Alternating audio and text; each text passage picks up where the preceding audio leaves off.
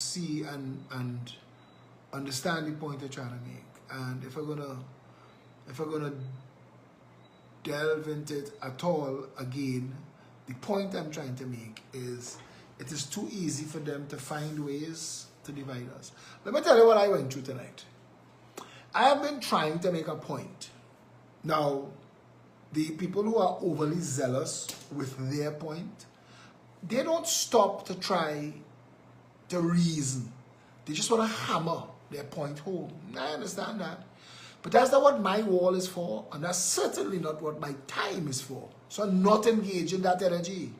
I want to have conversations that lifts us all and takes us to a better place, not separate us and break us apart. They have nothing for us down that road. Trinidad has gotten to where it is here because of that. We've allowed them to tell us that our race is more important than our intelligence. And we voted that.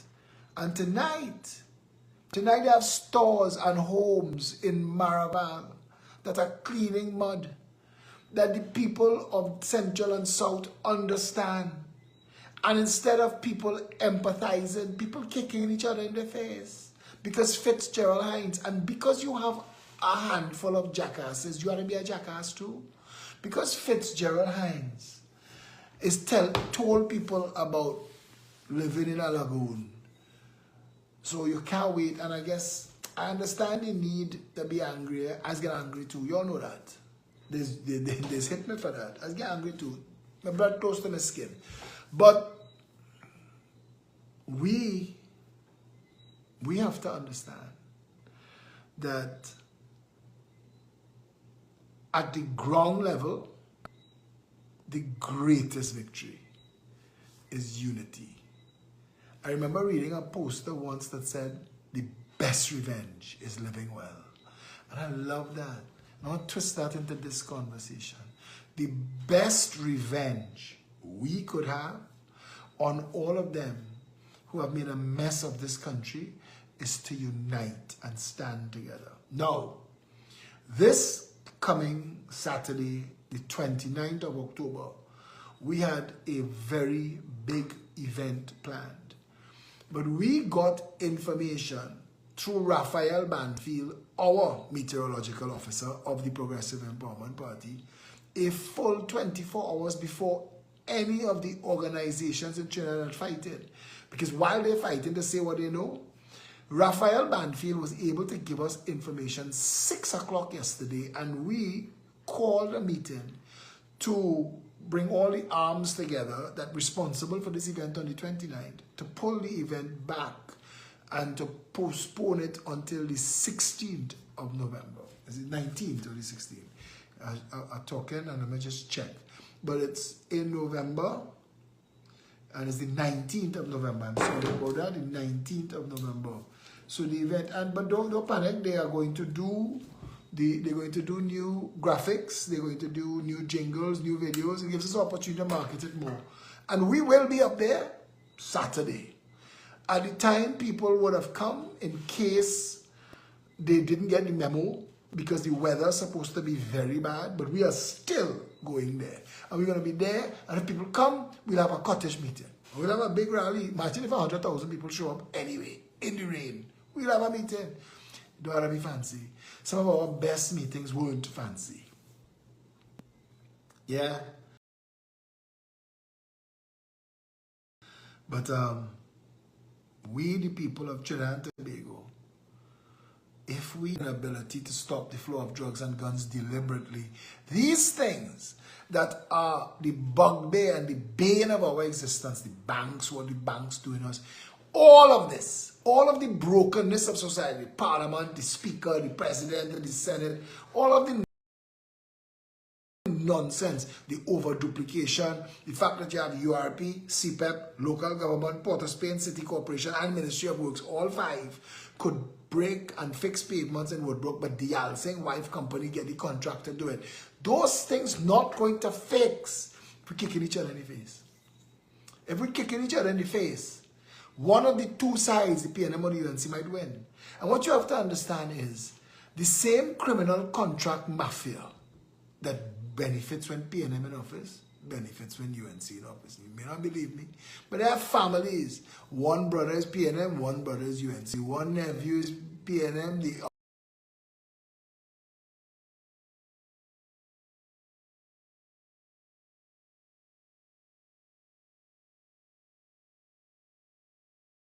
uncle is UNC. We've watched it for all of our lives. They've divided and ruled us. Trinidad is what Trinidad is because we've never been united. And that's a shame. Because this is biblical Eden. This is paradise on earth convincingly, to quote David Rudder. Trinidad and Tobago is supposed to be a place so beautiful that people all around the world lie and say they're from here. And we can still have that. We could still fix it. We could still make it a functional country. We could stop all of the killing. We could redirect and repurpose those people who have no direction, who have no purpose, who end up in crime. We're creating more criminals coming out of that machine. Grist for the criminal mill. The education system, the lack of jobs, the failure of the country to give people hope and opportunity. That is what creates this. And then those people with no hope, no opportunity, despairing, frustrated, and need to survive meets drug trafficking, money laundering, gun importing, contract mafia, and are put to work killing each other. Come on, Trinidad and Tobago. We could fix this. This could fix. Nothing about this country is broken beyond repair. Nothing. Not one thing. There are so many good Trinbagonians all around the world. So many talented Trinbagonians all around the world that just want to see a sign that you have a government in office that is willing to make Trinidad first world, and they're coming back in droves. I said to people, the one thing I take away from Lee Kuan Yew is that unsigned resignation. I'll tell Trinidad and Tobago something. What the Progressive Empowerment Party has promised from the start, the reason our policies are the best is that we've researched this. The reason we do so much more than any other political party is because we're in this to win this. And we're willing to do a contract with Trinidad and Tobago. And my resignation is top of the contract. Because we're going to tell you that these 21 things are going to fix. And the 21 things on www.21policies.com. If those 21 things are fixed, just that, Trinidad is paradise. Just that. I mean, there are plenty other things we want to do. And it will take Trinidad into the first world. We'll become the Caribbean Dubai. Guyanese people will say, watch now, we was joking. We knew it was always yours. Because the hiccup and the burp in oil Guyana enjoying right now is what has destroyed Venezuela. What Trinidad lacks is proper government, proper leadership with proper vision, love for all people. You can't rule half a country and expect as I've been saying that for years. You can't think that half a ship could sink and the other half could sail majestically. It doesn't work that way. We have to unite together. To make this video, to stick it out to make this video, while I was making the video, on about the 15th attempt, I have a very big Rottweiler. And I hear a setter barking. And I run outside to see what it is. And I see a frog big like my dog head. And me and that frog had to do battle. So it's bleach, salt, soap, mop, hose, trying to get this frog out the yard. I don't want to kill the frog. But I don't want the dog to bite the frog, because the last time the dog bite the frog, I spent the whole night shoving salt down this dog's throat trying to get the frog. And we still ended up coming, we did this video. The first half of this video, the video was frozen. So I don't know if you're going to get it on the playback. I don't know. But I spoke to the issue. And the issue remains unity. If we unite, we prosper. We continue like this, we will die. As a nation, this country will die. We will fail. We will all leave. And migrants from other more failing nations like Venezuela and Haiti will come and take our place, because the contract mafia don't care who's their labor, you know. They don't care who buying the chicken and the coffee, you know. As long as you're rocking and drilling. Let's fix this country now, man. Let's stand for the country for a change now. For our ancestors that we buried in the ground here. Let us for them. Let's be able to walk in our cemeteries with pride and say we fixed it. You would love to see what we made of it. I want to tell you that on your sweat and on your effort, we built forward and we've made a first world country. Thank you. Say thank you to the ancestors as we join hands, red, white, black, green, and every shade in between. There ought to be a fight. Tonight's video literally started because there's nothing more new to say about the flood. The flood is disgusting. It uproots your whole life and it destroys your possessions. And I've watched that 1,000-yard stare, and I've seen it when people tired and they're covered in mud water and they're watching their possessions floating upside down. I've watched that 1,000-yard stare where you're just staring off into the distance without thinking. I've seen that in Indians, in Africans, in white people, in Chinese people, Syrian people. Loss is loss. We all feel loss. We all feel, why did this have to happen to me? I'm a good person. Why do I have to go through this? This is unfair. We all feel that. But the only reason we're feeling that is because we have allowed them to divide us. So we're thinking that this shouldn't be happening to good people. But you know what's the hardest pill to swallow? We are the author of our demise. In our division, in our voting incompetence, in our willingness to cut our own throats, the blood that we see on the ground, we can't look for somebody else. It's us. The person doing us wrong is us. The consequences of bad voting, PNN, UNC, and I've said this before, and I'm saying it again. I want to tell people something. To the people in the UNC who are standing by trying to get people to believe that the UNC is a good party, I want to tell you something. There are things that are critical to the operation of a country. Critical. And it's not box drains and it's not TNTech polls. It is quality of life. Education, healthcare, security, jobs, the ability to own a home. See those things? If you dealt with those things, if the average person could have a proper paying job, if the value of the money in their pockets got them a proper standard of living and the banks weren't raping them, if their family got sick and they call an ambulance, is there in 7 minutes and it gets them to a hospital that treats their family with professionalism, dignity, and respect, if the education system didn't need a SEA to separate fish from fowl, because all the schools would be prestige schools, because if we could make 10 schools prestige, why we can't make 100? And ask yourself that question without the echo chamber, because when you ask yourself, you'll say, you know, the man right. He's right. If we could fix 10, we could fix 100. Just success leaves clues. Follow the clues. But if you had a proper quality of life, if water in your taps was never something that would be a consideration, if you never had to have a tank or a pump, if you never had to buy bottled water, if you never had to order water from a truck, if you never had to sit down and wait for water that comes so you could flush the toilet and wash the dishes and wash the clothes, if that was never a consideration, if your life was to the standard of a first world country, if you had that, then things like holes in the road, you would learn to live with, because you would say, you know what, they're fixing things in the order of priority. How come the UNC, when it went into office on both times, was able to pull off massive projects like the airport and the SIS wastewater treatment plant and the Salcott and all the other bullshits that just robbed this country? How come they couldn't put that energy to making the justice system work in the country? How come? How come? How come we couldn't secure the borders? How come? They have government ministers from the PNM and the UNC who will try to convince you that you can't secure borders. But I want to promise you, and we have professionals from the world over who are willing to give you evidence of what they're doing right now.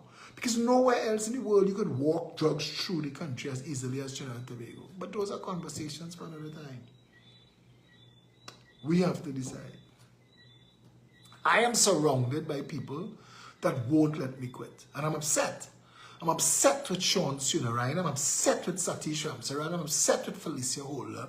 I'm upset with Ian Griffith and Anne-Marie Dulal. I'm upset with them. I'm upset with the enthusiasm of David Welch. I'm upset with the passion of Precious Cruikshank.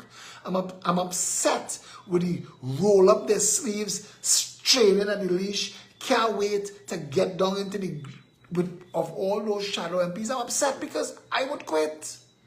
We've done this for long enough. And I'm upset that they're not letting me quit. And I'm upset that they're giving me so many reasons to continue pushing. I'm upset because Trinidadians are not demonstrating that they understand. We're having the same conversations on social media 20 years now. We're having the same bullshit arguments. We're taking the same jokes that we made about Kamala, and we're changing Kamala and putting Keith Rowley name and Keith Rowley picture, and we're making that joke, and we ha-ha-ha-ing. That's not getting us nowhere. We're burning the same tires in the same roads. We're making the same noise. Beaton not happy. Siparia not happy. Diego Martin not happy. Trinidad is not happy.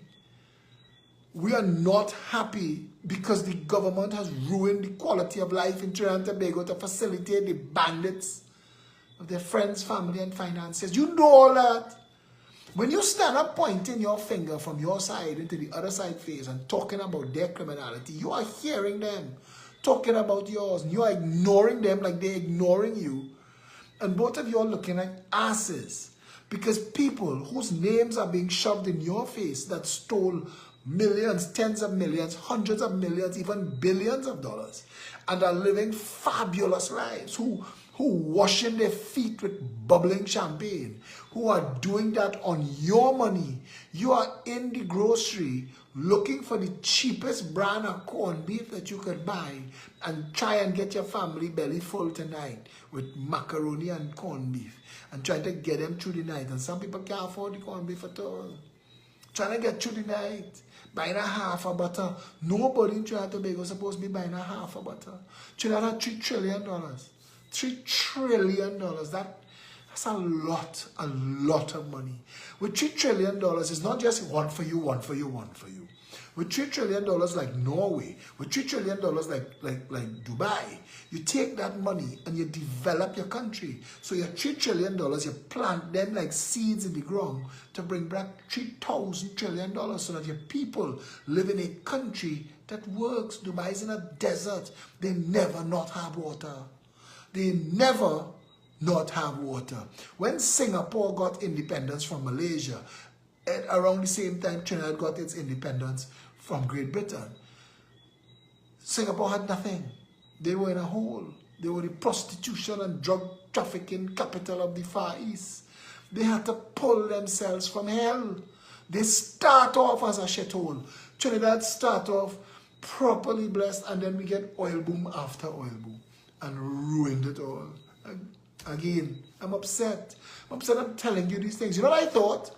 Honestly, I got into politics. I said, there's nobody like me in the politics. There's nobody with my ability. Now, I'm not saying that arrogantly. I want to tell you something. I bring problem solving to any table I sit on. Everybody have their skill. This is mine. This is what I do. One of the first things I wanted to open was a company called Ideas Inc. I could sit down with anybody and they could tell me any problem and I could ruminate on it long enough to help them. And this is what I've done with my adult life for a lot of people, a lot of businesses. Call me. I was a consultant before I even knew what a consultant was. People just wanted to, I want to bounce an idea off your Phillip because they know that I'd find the holes and I'd find the way forward. This is what I do. This is what I bring to the table. And I thought when I got into the politics, you know what? Let's go and research. Let's find the solutions to all the problems. I thought that coming to the people of Trinidad and Tobago, regardless of race or class or religion, that just showing them this is why it went wrong. This is what failed. This is where the country got to where it is. This is what we could have done. This is what we should have done. This is what we could still do. And if we do some of these things, we could come to here.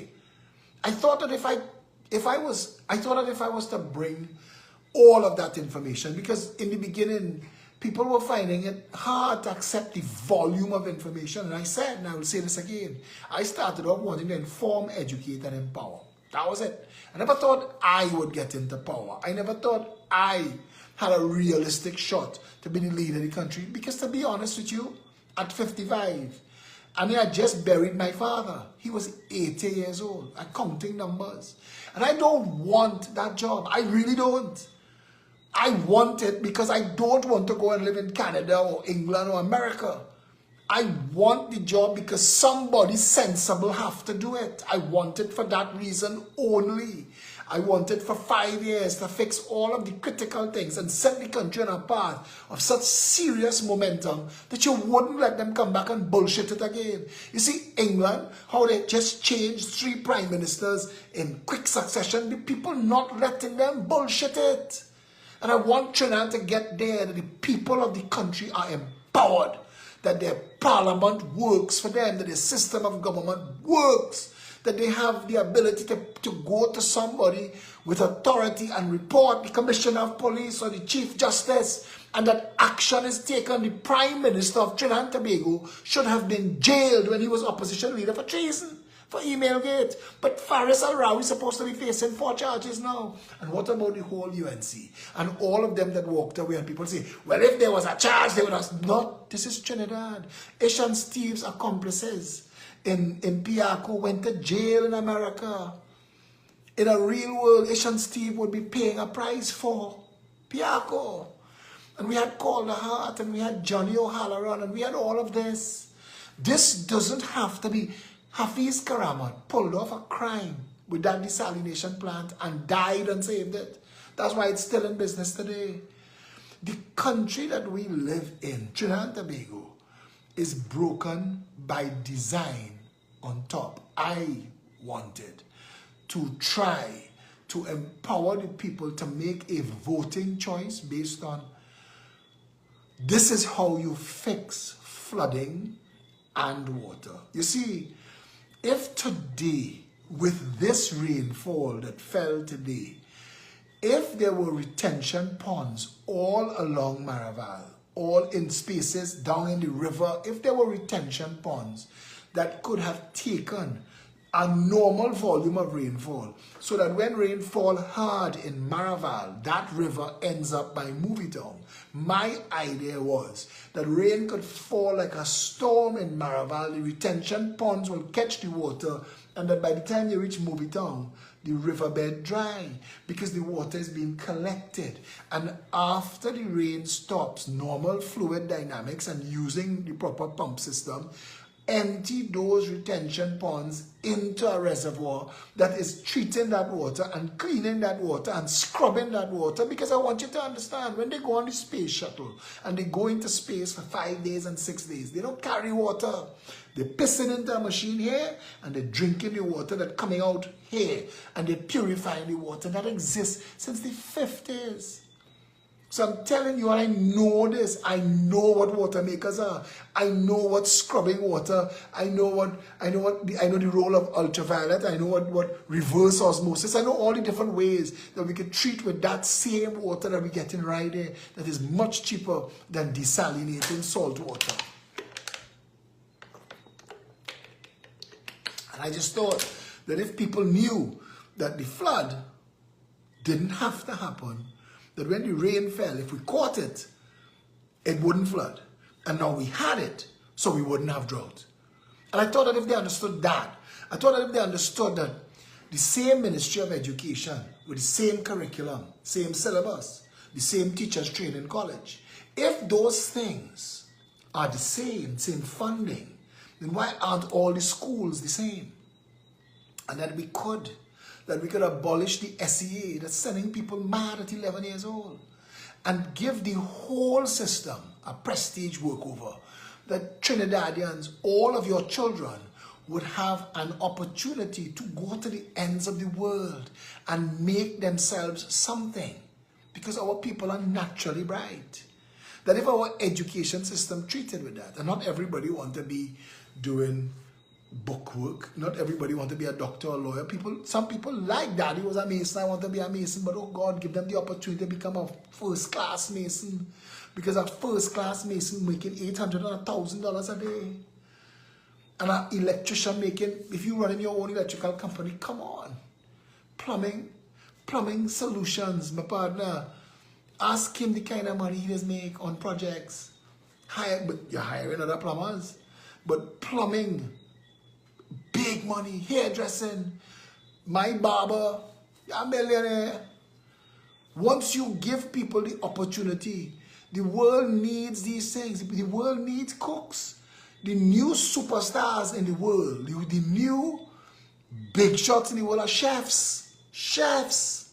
The world needs technocrats. The world needs people who could fix.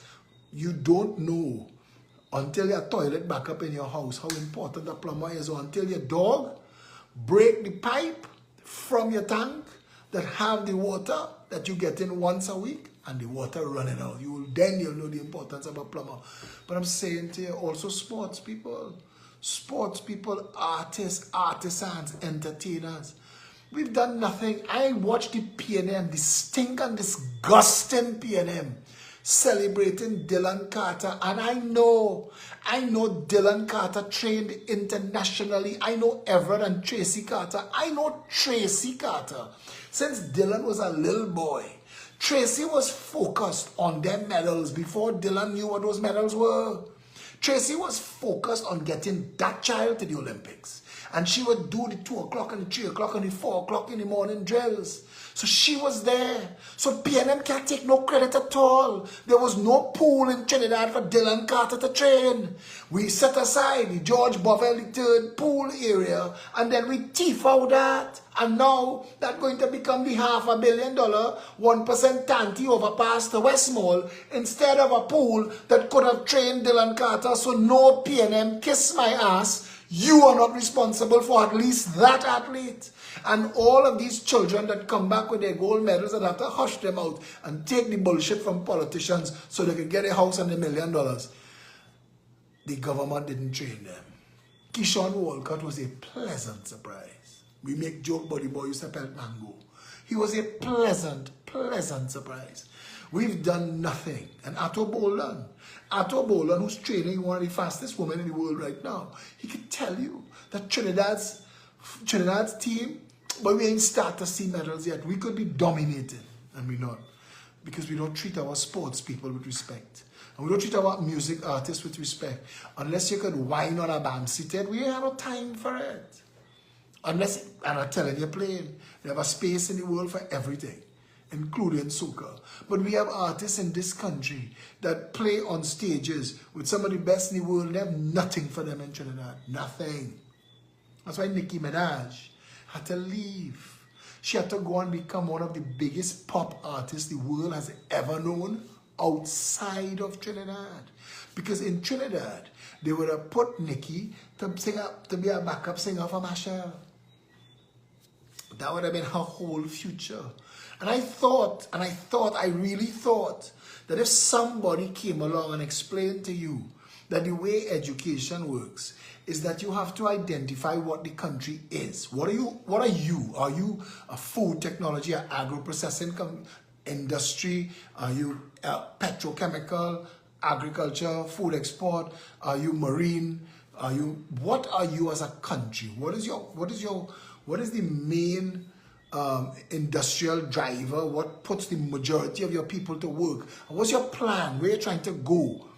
And identifying that, like India did. You know how Sunak ended up in Downing Street?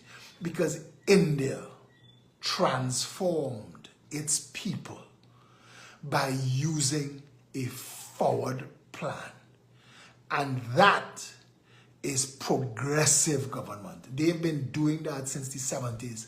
They identified that for the Indians to play at a global level, they had to get into a game that was already beyond them, and they had to play catch up real quick. And they did that by doing the nasty work that nobody wanted to do and run all the call centers and all that. Now, England is the number one, India is the number one IT technology country in the world.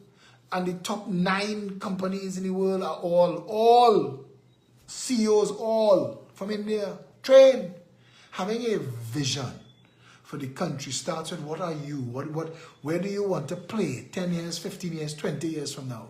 So you know what you're trying to do. So then your tertiary education, you tool your universities to that. And you tell the population, listen, We are going to be in the marine industry in this country, shipping, shipbuilding, and port services, and we're going to get into that. So this is what I'm going to tell you. Anybody who wants a career in that, we will give you your tertiary education for free. Not alone, for free. You have to work 5 years with us, knowing, like companies like Nestle and them taught me, that if you keep somebody for 5 years and they get accustomed to the work environment that they're in, you can help them establish themselves. They get married, they buy their house, they have their mortgage, they pay down on the car, they pay off for their cars, and they live in a good life. They will stay with you till they retire. So that's what you have to do. You have to have a vision and a plan, and you have to help people. If your tertiary education is offering skill sets that require people to understand geometry and technical drawing, then you'll be offering that at secondary level. And you will have counselors guiding parents and children. Listen, everybody can be doctor and lawyer. Some people need to be involved in these industries, and these industries are paying well. And you have to understand, shipping is going to be the biggest industry in the world. And when those ships stop running on oil and gas, the oil and gas industry will close down, but the ship industry will still continue to grow. Shipping, couriers, online, IT, those are the growth poles of the world. And for the next 20 years, we are going to become more integrated, and we are going to be wanting to have at our disposal things from anywhere on the planet, and that's how it's going to work. And Trinidad should have identified itself because of our proximity to the Panama Canal, because we're the only country that industrial and tourist based. You can imagine a proper government making Tobago the tourist capital of the world while making Trinidad and Tobago a shipping hub. This country would be, but we'd be throwing money away. This is real money. That's what Singapore make the money on shipping.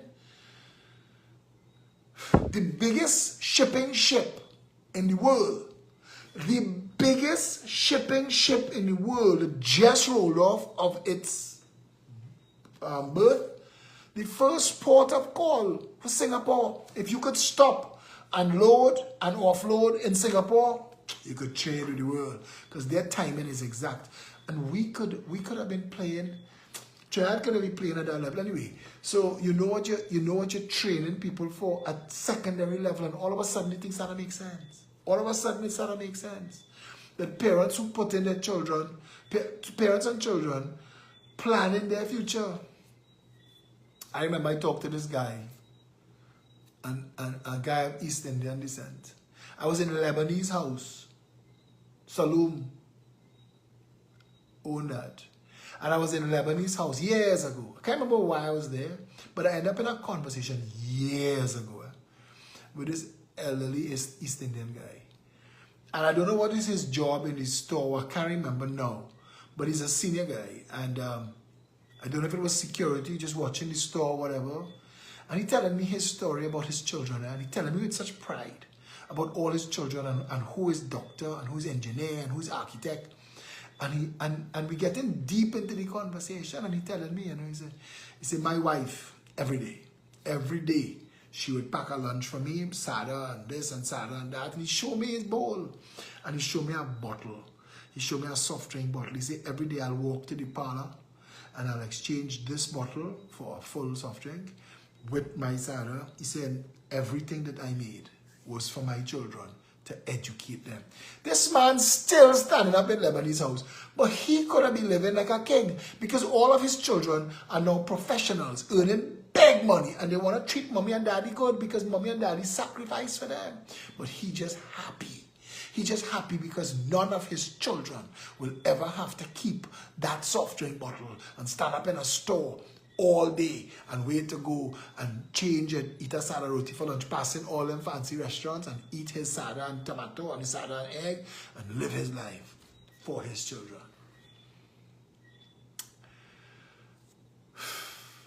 We could have made,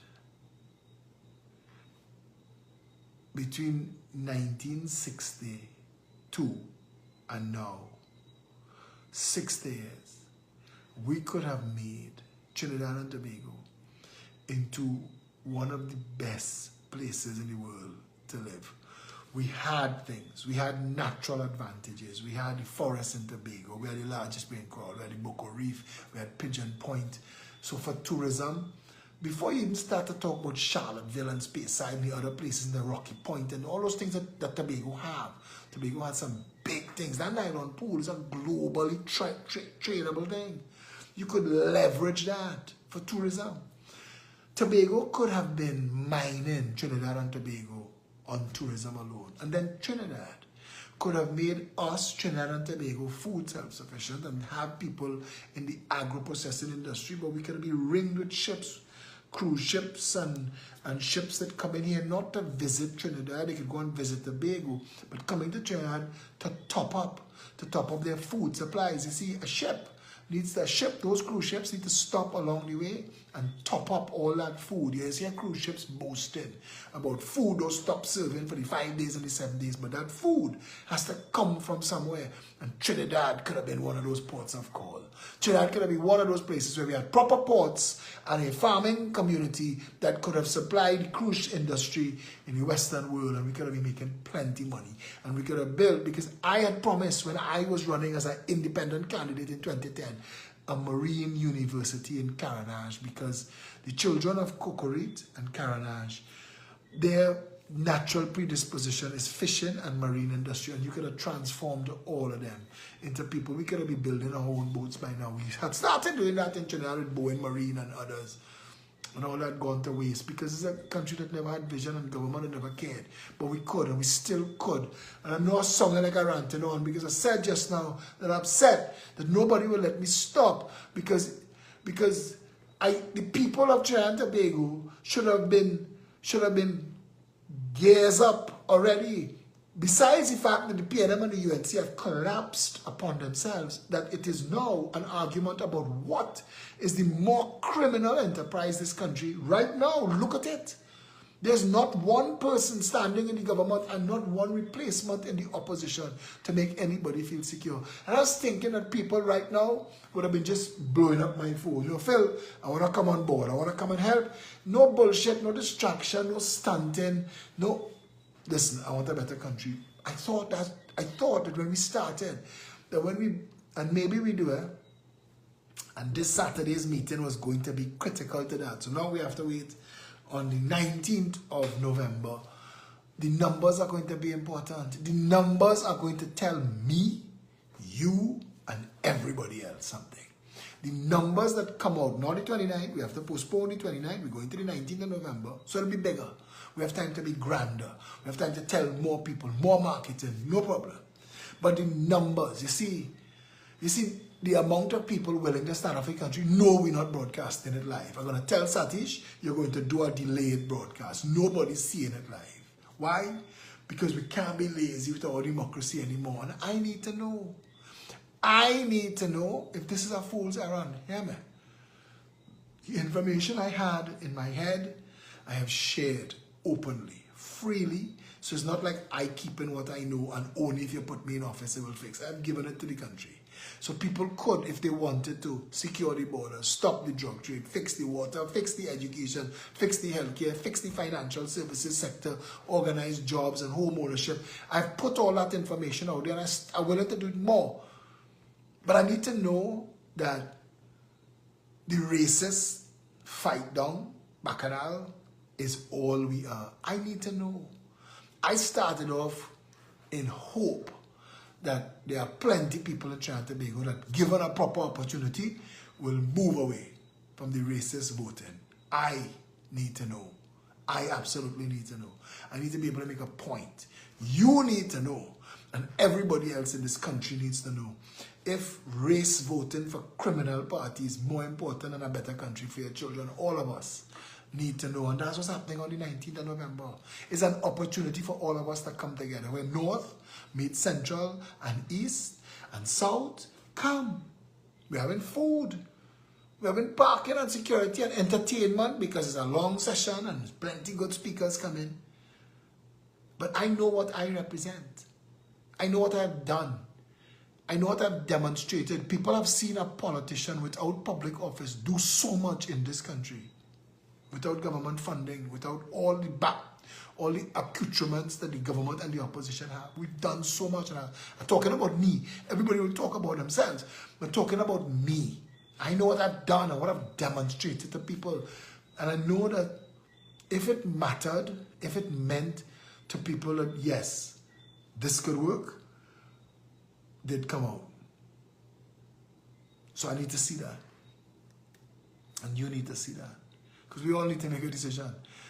I think the 19th of November, it was going to be the 29th of October, the weather is going to be bad. Imagine that our weather people in the Progressive Empowerment Party is a full 24 hours ahead of the National Weather Service. If that will tell you something. If by the time the Progressive Empowerment Party had put out a public release that we've had a meeting, so we were able to plan, execute, create, and announce before the government could even tell you that bad weather coming. If that don't tell you how properly structured and organized we are, there are other political parties outside there that are one-trick ponies that could talk to you a lot about one thing. We talk to you about everything, and we've been doing it. We've been standing. None of our work has been just for us or to just give us a job. All of our work has been to fix Trinidad and Tobago. We've been working hard at that. And if there still are people that believe that it could only be a two-party country, and if there still are people that believe that only race voting is going to matter, we need to know. We need to know. You ever heard the song Tie a Yellow Ribbon Around the Old Oak Tree? I was listening to it the other night, and the fellow was saying he had written his wife. He said, I'm coming home, I've done my time, and I want to see if you still want me.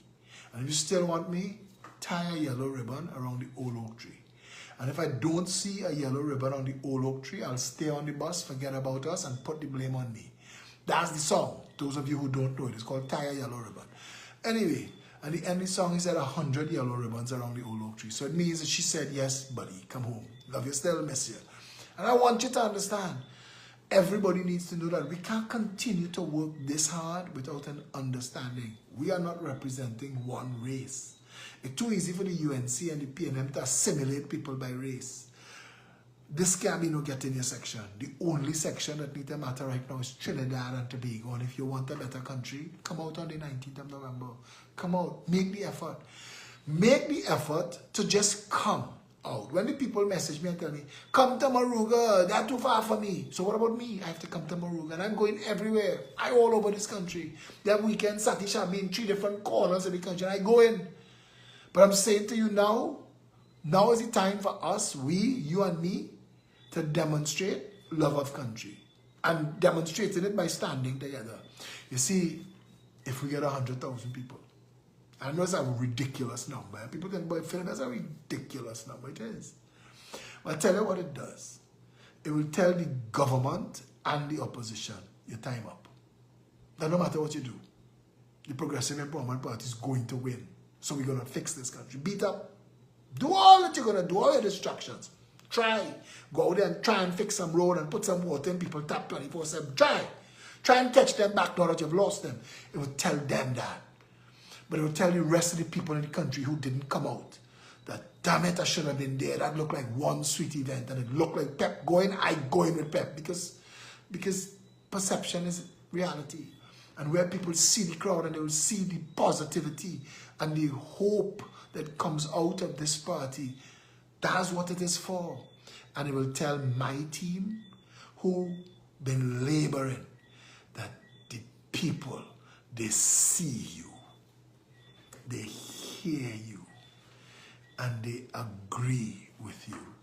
That will give them a surge of energy to work even harder for a better country for you and for us. And that's the goal. That should always be the goal in politics. It should never be about divide people by race, by height, by weight, by religion, by anything. And we've said, we don't care who you're praying to and who you're lying down with in the night. That is not going to be a consideration for us. Quality of life for everybody. Human rights for all. Civil liberties for all. We're going to fix this country for all. We are going to be, there's a reason the statue of justice is blind. She's not supposed to be able, she's blindfolded. She's not supposed to be able to see who justice is being administered for. It must be the same justice regardless of who comes before it. And that's how government should be. We have a chance. On the 19th of November, come tie a yellow ribbon for me. No, let me not say tie a yellow ribbon because I just realized yellow is UNC. But on the 19th of November, come out in your numbers. We could do this. And as I hear, I want to give you a number. 3748747. That is Sahai De Silva's number. Sahai wants you to call her and pledge $100, $200, $500, $1,000 to help us with these events. We do not deal with the contract mafia. We do not have political investors. We are dealing with all of our finance ourselves through you and through our supporters. And if you could help us, this event alone, stage, sound system, lights, $40,000. Security, food is the next set of money.